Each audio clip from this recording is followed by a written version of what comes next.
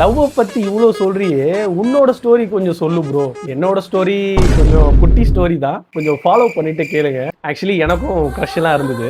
நல்லா ப்ராக்டிஸ்லாம் பண்ணிட்டு நேர்ல போயிட்டு அந்த பொண்ணுகிட்ட பேசுறேன். நான் பேசின லக்கோ என்னமோ தெரியல, அந்த பொண்ணு ரொம்ப லவ் பண்ணிட்டு இருந்த ஒரு பையன் இருந்திருக்கான் போல, அது எனக்கு தெரியல.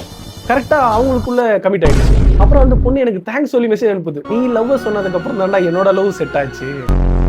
ஆனா இதுக்கெல்லாம் நான் மனசு தளரலையே. அடுத்து யாருன்னு பார்த்தேன். அப்போ ஒரு பொண்ணு ரொம்ப பிடிச்சது. ஒரு நாள் ஃப்ரெண்டு என்கிட்ட பத்திரிக்கையோட வரான்.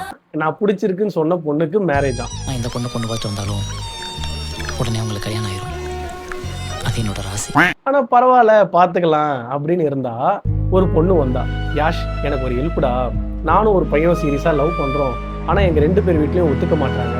நீ கொஞ்சம் ஹெல்ப் பண்ண முடியுமான்னு கேட்டா. கொஞ்சம் என்ன லவ் பண்ணனா எங்க 2 பேருக்கு கல்யாணம் சீக்கிரமா செட் ஆயிடும்டா அப்படின்னு. உண்மை காதல்னா சொல்லு,